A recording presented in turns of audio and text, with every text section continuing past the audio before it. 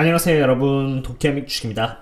오늘은 에너지 트랜스퍼에 대한 팔로우업 분석, 그리고 인플레이션 금리 인상에 대해 워렌 버핏이 중요시 생각하는 부분에 대해서 좀 깊게 알아보도록 하겠습니다. 그럼 시작하겠습니다.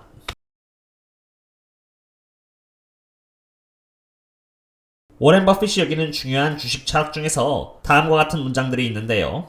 이 문장들을 이해하는 것이 앞으로 인플레이션 환경에 있어서 어떤 기업의 주식을 고르냐를 결정하는데 굉장히 중요하기 때문에 다 같이 함께 보고자 합니다.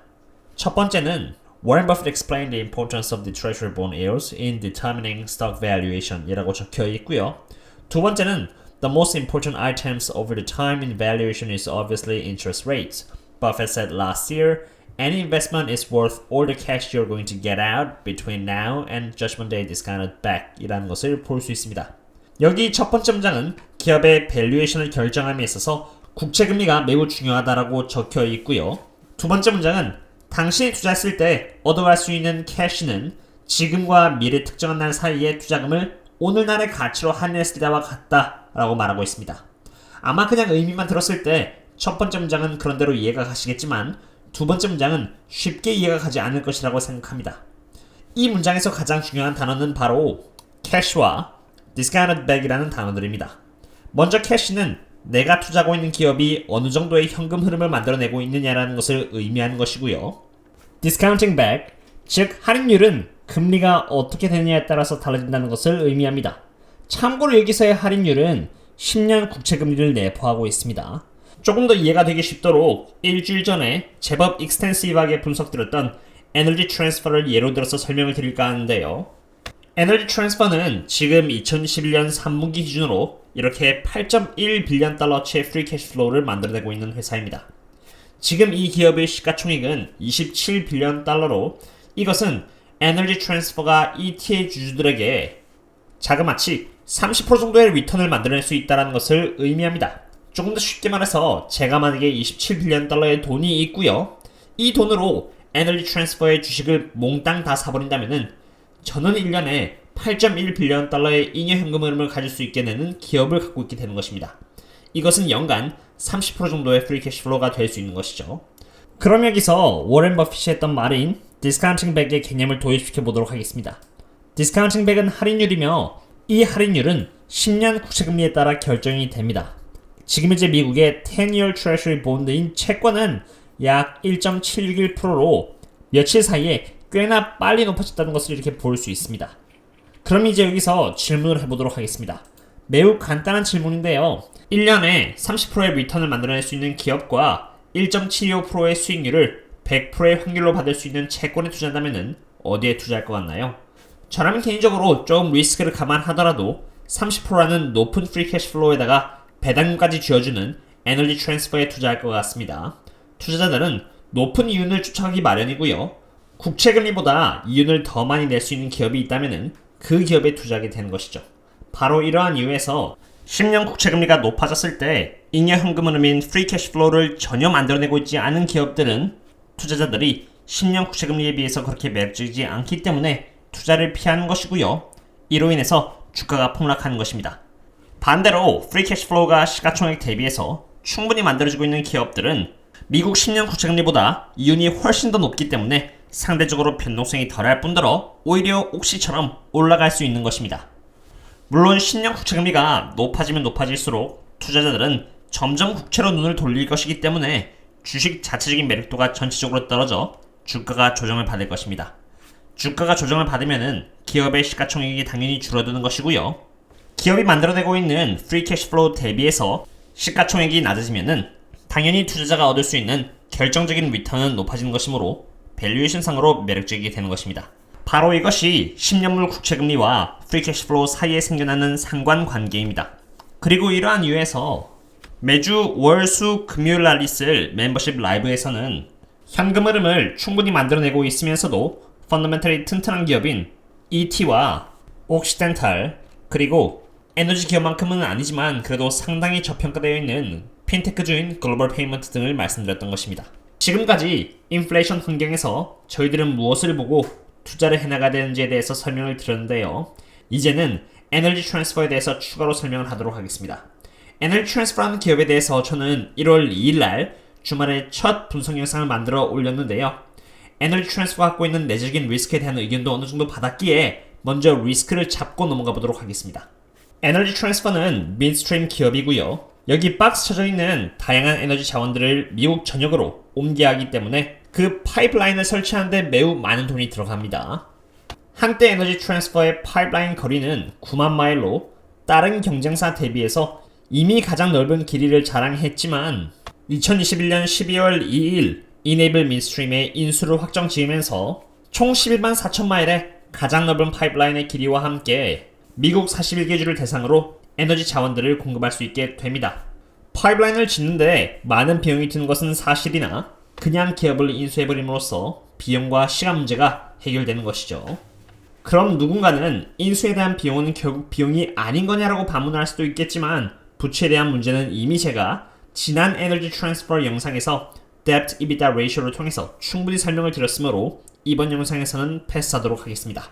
앞으로 공격적인 투자를 통해서 기업의 규모를 확장시켜 나가야 한다는 그런 프레셔는 상대적으로 적을 것이니 이제 그 다음 리스크들인 다코타 액세스 파이프라인에 대해서 짚고 넘어가 보도록 하겠습니다. 다코타 액세스 파이프라인, 줄여서 DAPL은 노스 다코타에서 걸프 코스트까지 원유를 만들어내는 기업들인 예를 들어서 옥시나 엑소모빌, 쉐브론과 같은 오일 생산 기업들을 대상으로 해서 상대적으로 값이 싸고 안전한 길을 위한 파이프라인이라고 이해하시면 됩니다. 사실 이러한 파이프라인은 아무런 문제가 없었습니다. Left Green Movement가 갑자기 끼어들기 전까지만 해도 말이죠. 미국에서 일어나는 Green Movement는 미국 내에서 하이드로카본 프로덕션, 쉽게 말해서 원유 생산을 금지시켜야 한다고 믿고 있습니다. Green Movement 단체들은 원유의 생산을 막아야 하는데 원유 생산지에서 프로테스트를 하기에는 너무 비효율적이라 생각했죠. 왜냐면은 미국에는 원유를 채굴하는 웰들이 너무나 많고요. 이러한 웰들은 대부분 도시로부터 멀리 떨어진 사람이 살지 않는 곳에 위치해 있기 때문이었습니다. 그런데 에너지 트랜스퍼가 관리하고 있는 메이저 파이프라인스들은 사람들이 살고 있는 곳을 이미 충분히 경유하고 있고요. 어떤 곳들은 환경적으로도 예민한 곳에 경유를 하기 때문에 훨씬 효율적으로 프로테스트를 진행할 수 있게 됩니다. 바로 이러한 부분이 미디어를 장식하기에 딱 알맞게 된 것이죠. 게다가 그냥 파이프라인을 한 곳을 막아버리면은 전통 에너지 자원들이 이동하는 것을 막아 여러 곳의 공급을 한 방에 막아버릴 수 있으니 이만큼 효율적인 전략은 없는 것입니다. 물론 파이프라인을 막는다고 해서 전통 에너지 자원들이 이동하지 않는 것은 아닙니다. 여전히 레일, 트럭이라는 훨씬 비싼 돈을 주고 운송은 될 것입니다. 그럼 여기서 DAPL이 가동하지 않는다고 했을 때 에너지 트랜스퍼에 어느 정도의 영향을 미치는가를 알아봐야 합니다. 먼저 DAPL은 4개의 주인 노스 다코타, 사우스 다코타, 아이오와 그리고 일리노이 주를 거쳐서 에너지 자원들이 공급이 됩니다. 그 거리는 1172마일 정도인데 에너지 트랜스퍼는 최근 이네이블 미드스트림을 인수함으로써 총 갖게 되는 파이프라인의 거리가 11만 4천 마일이 되었으므로 11만 4천 마일 대비해서 DAPL의 운송거리는 고작 1.02%밖에 안 되는 거라고 할 수 있는 것이죠.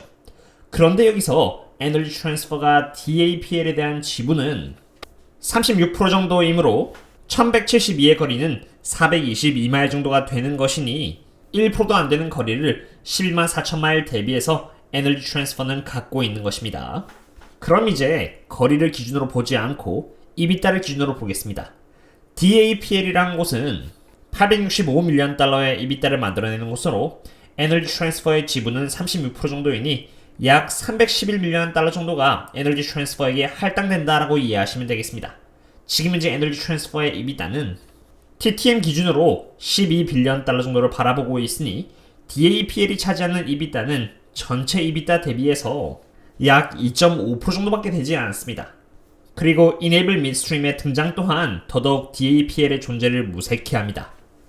Enable Midstream이 TTM 기준으로 만들어낸 EBITDA는 약 1빌리언 달러로 여기 보시면 2021년 1분기에는 312밀리언 달러, 2021년 2분기는 232밀리언 달러, 2021년 3분기는 261밀리언 달러 정도이니 4분기까지 합친다면 약 1빌리언 달러의 EBITDA를 만들어낼 수 있다는 것을 볼 수 있겠죠.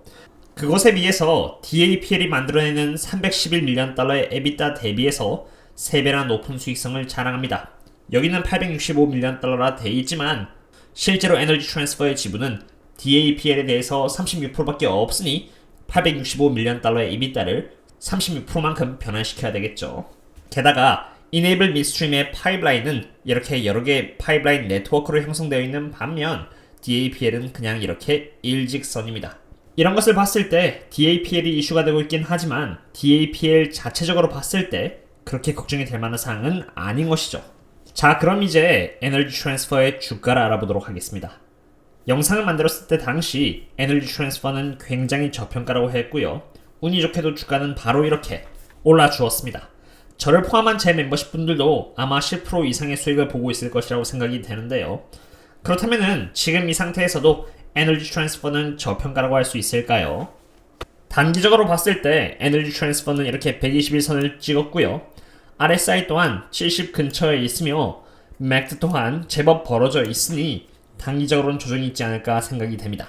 그러나 장기적으로 생각했을 때 EIA에 의하면은 에너지에 대한 수요는 엄청나고요. 2030년까지 계속해서 고유가로 유지될 예정이라고 합니다.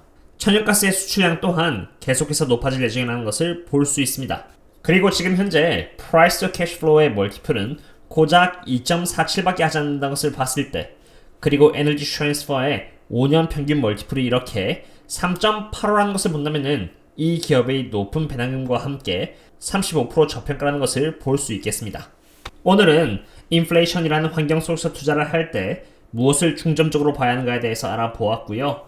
에너지 트랜스퍼에 대한 리스크와 왜 이러한 리스크가 미디어에서 말하는 것과는 달리 실제로 조사를 해보면 그렇게 큰 이슈가 아니라는 것을 알아보았습니다. 그리고 참고로 Mariner East 프랜차이즈 이슈 또한 같은 맥락입니다. 오늘의 영상은 여기까지 하도록 하고요. 그럼 다음에 또 다른 기업 분석과 함께 찾아뵙도록 하겠습니다. 그럼 다음에 또 만나요. See you later.